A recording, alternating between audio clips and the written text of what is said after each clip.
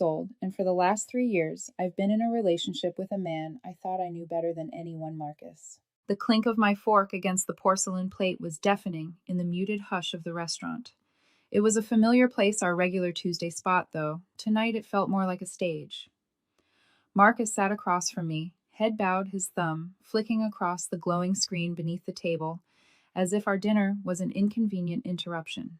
Big news at work, I asked, forcing a brightness I didn't feel. My voice was neutral, practice neutral. Neutral had become my armor these past 2 months. He didn't look up, something like that. The words dropped between us like stones. His tone was light, almost careless, but his posture told a different story. Marcus was dressed as if he were stepping into a magazine shoot. Sleek black shirt, new blazer, polished shoes. Not the casual ease of a man grabbing dinner with his long-term girlfriend. I'd complimented him when I picked him up, but he'd just smirked and said, "A man has to make an effort sometimes, Adriana." The way he said it, like I rarely did. My eyes wandered over him, over the way his jaw tightened as his gaze swept the room. Not once did it settle on me. I used to feel like I was the axis his eyes revolved around. Tonight, I was the forgotten corner of the universe. "The salmon's good," I offered a fragile olive branch. He placed his phone face down on the linen tablecloth deliberately, as though it cost him something, and finally met my gaze. His eyes, a shade of brown, I once thought warm enough to sink into, scanned me with cool disinterest. "It's fine," he said, slicing into the fish with surgical precision. "A bit overdone, honestly. Not as good as last time." I froze. Last time we had never ordered salmon here before. A tiny fissure opened in my chest. Did he even notice? Did he care? I let it go. Letting things go had become my silent occupation. "Marcus," I said softly, my fork poised mid-air. "Is everything okay?" "Really?" He sighed. That sigh. The one I knew too well, the one that prefaced lectures about how I was being too sensitive or needy. "Everything's fine. Work's intense, that's all. You wouldn't understand the pressure." There it was, the condescension dressed as explanation, the pat on the head. You, Adriana, with your little design studio and your cozy clients couldn't possibly comprehend the high-stakes world I inhabit. I wanted to argue my agency was successful, my deadlines as real as his, but pointing that out had only ever earned me longer sighs and cooler silences. "Right," I murmured, swallowing the dry bite of fish. It might as well have been ash. The rest of the meal was a blur of brittle small talk words, snapping and shattering with each exchange. I paid the bill, another silent ritual, and we walked back to the car. He strode a half step ahead, shoulders squared, posture rigid. I trailed behind, watching the space between us stretch wider with every step. I didn't feel like a partner walking beside him. I felt like a chauffeur escorting a stranger to a hotel. And deep down beneath the practiced calm, beneath the brittle pleasantries, a thought crystallized. The connection was gone. The salmon wasn't just overdone. It was the first clear sign that something inside us had already burned. A week later, the silence in my apartment felt heavy like an extra body occupying the space. I was sketching at my desk lines, turning into shapes, turning into something resembling wings when the lock clicked. Marcus still had his key, though he hadn't used it in weeks. My heart leapt before I could stop it. Foolish hope pulsing through me. Maybe he'd come to bridge the gap. "Hey," I said, sliding the sketchbook aside. He stepped inside. Cheeks flushed, eyes, bright coat still on. He didn't sink onto the couch like he used to. He stood in the middle of the room, posture stiff, like a real estate agent about to pitch a listing. "We need to talk." Those 4 words hit like a blow to the chest. I knew instantly. Somewhere I had known since the salmon. "Okay," I said, my voice steady, even as my fingers curled into my palms. He inhaled deeply, not the shaky breath of nerves, but the controlled breath of someone about to deliver a memorized speech. "I've met someone." The words hung there cold and precise. Her name slid out of his mouth like something precious, Nancy. "She's a partner at a venture capital firm." His eyes flickered as he spoke, not toward me, but upward, as if already living in the luxury of Nancy's world. "She's incredible, Adriana. The things she's done, the life she leads." His mouth curved in awe. "She has a jet, a private jet." I stared at him. My brain tripped over the absurdity. A jet? He was leaving me for a woman with a jet. So I managed my voice thick. "That's it. 3 years, and you're leaving because she owns a plane." A flicker of irritation crossed his face.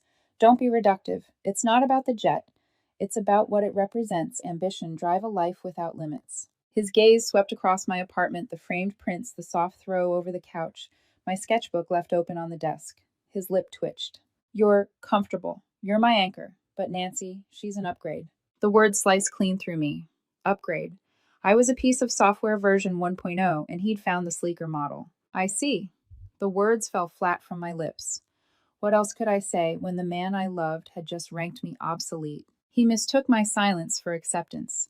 His posture softened. A patronizing smile bloomed on his lips, the kind you give a child for finally grasping a hard lesson. Look, he continued, voice lowering, as if confiding a secret. Don't take this the wrong way. You're a great woman. You're kind. You're stable. You're my safety net. The phrase hit harder than upgrade. My safety net. Not a partner, not a love, a tool. He tilted his head, generosity dripping from every word. If things don't work out with her, you'll take me back, right? I mean, it's us. What we have is real. It's just on pause. I looked at him. Really looked. The man I'd loved, the one I'd imagined building a life with, was gone. In his place stood a stranger who calmly slotted me into the role of backup plan. Anger surged, betrayal clawed. Grief howled, yet on the surface, calm settled over me, like frost.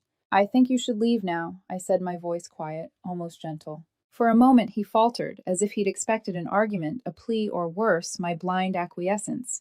Then he recovered, smile tightening. Okay, if that's how you want to be. You need time to process. I get it. He turned and walked out of my apartment without a backward glance. The door clicked shut. In the echoing silence, I stood rooted, staring at the sketchbook where wings had begun to take form. The storm inside me twisted, then cooled into something sharp, crystalline, undeniable. I wasn't just heartbroken. I had been demoted, and that truth was going to change everything. The apartment was silent after Marcus left, but it wasn't empty. It was heavy, dense, as if the air itself had thickened with his absence. I sat on the couch for a long while, staring at the sketchbook, still lying open on the floor. The unfinished drawing of wings stared back at me, a reminder that while Marcus was soaring toward his shiny new life, I was expected to remain tethered. I didn't cry. I didn't rage. What settled over me was colder, sharper, cleaner. It was clarity. I stood, my movements mechanical, and walked to the hall closet, pulled out a medium-sized moving box. One would be enough. The bathroom came first. His cologne, the bottle nearly empty. A shaving kit. Half-used moisturizers. I dropped them into the box without ceremony. Each thud was final, like a gavel strike. In the bedroom, I stripped his presents piece by piece. The novels he never finished piled on the nightstand. A sweatshirt he'd left draped over my chair. A tangle of cords he always swore he'd organize. Into the box they went. Then the photo. Colorado. Him with his arm around me, both of us grinning at the camera like we'd captured the sun. I pulled it from the frame. For a moment I hovered. The easy thing would be to rip it, shred the memory into confetti. But no, that kind of destruction belonged to rage. I placed the photo face down, as if tucking away a relic from a museum exhibit that had closed forever. The tape ripped across cardboard with a shrill, satisfying finality. I carried the box downstairs to the building's mailroom and left it with the outgoing packages. Back upstairs, I typed a single message. Your things are in the mailroom. Sent. No greeting, no sign-off, no invitation to reply. Then I blocked his number. Social media accounts, too, one after another, click, click, click. In less than a minute, he was erased. The apartment was different now. Not haunted, not empty, just mine. I drifted back to my desk, opened my laptop. For years, Marcus and I had talked about Bali. Someday, we said. We'd even saved together our future fund, earmarked for a house, a marriage, a life entwined. But that future was gone. What was left wasn't our money. It was mine. My fingers hovered over the keyboard. Then they flew. Search bar flights to Denpasar, Bali. One way. The date popped up exactly 1 month from today. A clean cycle. Long enough to close one chapter, short enough not to waver. I clicked through the options, chose a seat without hesitation. The price gouged a hole in the future fund, but instead of guilt, I felt release. Liberation. The confirmation email pinged into my inbox, the words glowing like a beacon, booking confirmed. I leaned back, staring at the screen. In the space of a few hours, Marcus had walked out, and I had erased him, boxed up his life, and charted a course for mine. No triumphant grin, no fist pump, just a quiet hum of forward motion, steady and resolute. My eyes wandered around the apartment again. Without his belongings, without his shadow, it looked different, lighter, airier. I inhaled deeply. For the first time in months, the scent wasn't him. It was just wood and dust and me. And for the first time in months, that was more than enough. 3 weeks passed. The silence I'd expected to ache had instead crystallized into something solid, something almost beautiful. Every day I went to work, met with clients, hit the gym, came home. The diamond in my chest, cold, unyielding, gleamed brighter each time I thought of Bali. Then, one afternoon, standing in line for coffee, my phone buzzed. Unknown number. The message preview blinked up at me. Adriana, it's Marcus. I know you probably still feel upset, but blocking me was childish. Nancy is amazing, by the way. We're in Monaco. Hope you're doing well. I stared at the screen, a strange trickle running down my spine. Not pain, not jealousy, something closer to amusement. The audacity. It was a classic test, a pebble tossed into the well to see if the water still rippled. He wanted to provoke me, to remind me of what I'd lost, to see if the net was still strung tight beneath his fall. I snapped a screenshot, then saved the number under a new contact, do not answer. And then without hesitation, I blocked it. No sting, no second guessing, just silence again. A silence that was no longer empty, but strong like reinforced glass. I slid my phone back into my bag as the barista called my name. Latte for Adriana. I picked it up, steam curling into the air, and took the first sip. Bitter hot grounding. He thought he could still dictate my role in his story. He thought I was standing by costume, pressed, ready to step back on stage if his leading lady faltered. But the pebble had fallen on dry earth. There was no water here anymore. Just me. And I was already charting my own horizon. Another 3 weeks slipped by. My Bali departure was now marked boldly on the calendar suitcase already open on the bed, half packed with light dresses and sketchbooks. Each folded shirt felt like a promise. That night, as I tucked sandals into the side pocket, my phone buzzed. A voicemail notification. Another unknown number. For a moment, I considered deleting it without listening. But curiosity, the kind you feel when you know the car crash is already over yet, still glance at the wreckage, won. I pressed play. Adriana, please pick up. It's me. It's Marcus. His voice was raw, thick with something I'd never heard in him before: humiliation. Nancy, she wasn't who I thought she was. She just wanted someone for the spotlight, and then she dumped me. In Monaco. His voice cracked low and trembling. I had to pay my own flight home. God, it was humiliating. I think I made a terrible mistake. Can we please talk? I need you. You're the only one I can call. The message ended with ragged breaths. I stood by the bed, t-shirt still in my hands, listening to the silence after his plea. A younger version of me would have melted at the sound.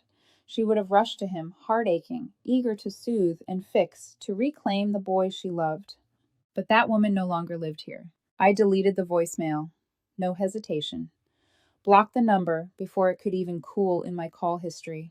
His mistake, his consequence, not my emergency. I slipped the t-shirt into my suitcase and zipped it shut. The sound was crisp, decisive. The suitcase wasn't just luggage, it was a boundary, and I intended to keep it. The day before my flight, the apartment gleamed. I'd scrubbed every surface, not out of anxiety, but out of ritual, a way to leave behind a clean slate. My passport and boarding pass lay neatly on the kitchen counter, like sacred artifacts awaiting their purpose. The phone rang. Sophie. Marcus's friend, never really mine. She thrived on drama, and I knew exactly why she was calling. I almost let it go to voicemail, but something inside me wanted to hear the script play out. Adriana, she started, her tone sharp and accusing. You need to call Marcus. He's a mess. A complete mess. What you're doing to him is cruel. I nearly laughed. What I'm doing to him? He made a mistake, she pressed on. A big, stupid mistake. But he's devastated. And the Adriana I knew, she'd have compassion. She wouldn't just abandon him. I let her words hang in the air, then answered with calm that surprised even me. The Adriana you knew, I said, voice steady, was plan B. She doesn't live here anymore. Sophie sputtered, but I ended the call before she could reply. The message would get back to him. That night, just as I was folding the last scarf into my suitcase, a frantic pounding rattled my door. I didn't need to check the peephole, I knew. Marcus stood on the threshold, hair disheveled face, blotchy from tears. He looked nothing like the polished man who had walked out weeks ago. This was someone smaller, stripped bare. Adriana, he gasped, his voice cracking. Please, why won't you answer me? I was stupid blind. Nancy used me. You're my rock. The only real thing I've ever had. Can we just... His voice broke into a sob. Can we just forget this ever happened? He reached for me with trembling hands. I didn't move, didn't soften. I simply looked at him, not with anger, not even with pity, but with the detached clarity of someone observing a storm from behind glass. Forget, I repeated, shaking my head slowly. No, Marcus. That conversation the night you told me I was your safety net was the most important one we ever had, because it set me free. His eyes darted past me, landing on the suitcase by the door, his face crumpled hope collapsing into panic. Where are you going? I picked up the boarding pass from the counter and held it up, the destination clear in bold black letters. The flight was less than 10 hours away. You asked me once, I said quietly, if I'd take you back if things didn't work out with her. I paused, letting the weight of the moment hang. They didn't work out, and my answer is no. The flicker of hope in his eyes shattered. In its place came rage, pure, unfiltered. You're a heartless bitch, he spat, voice trembling with venom. Cold. Pathetic. You were never the woman I thought you were. I met his fury with stillness. No, Marcus. I'm exactly who you told me I was the one who plays it safe. And right now, the safest thing for me is to get as far away from you as possible. The door closed between us. Not slammed, but sealed. The sound was final, like a vault locking shut. Inside the apartment was silent again. But this silence was different. It wasn't heavy. It wasn't haunted. It was mine. Morning arrived quietly, sunlight spilling through the blinds, as if the world itself wanted to keep me steady. My suitcase waited by the door, my passport tucked safely into my bag. The taxi ride to the airport felt surreal, familiar streets slipping past the window, shrinking pieces of a life I was leaving behind. The closer we drew to the terminal, the lighter my chest felt, as though every mile was peeling Marcus's shadow off my skin. At security, I moved through the motions boarding pass, passport shoes in a tray, calm, almost ritualistic. Each step was a release. By the time I reached my gate, the weight that had anchored me for months was gone. The plane lifted engines, roaring as the city below dissolved into patchwork. I pressed my forehead to the cool glass, watching the skyline shrink. Somewhere down there, Marcus was pacing, raging, or sulking.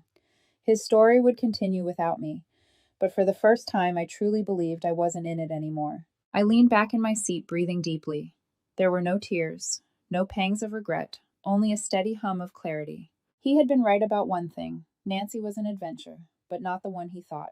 She was the adventure that revealed the truth, that I was worth more than being a consolation prize, more than being someone's safety net. And for that, I supposed I owed them both thanks. The cabin filled with warm light as the plane banked west, chasing the sun.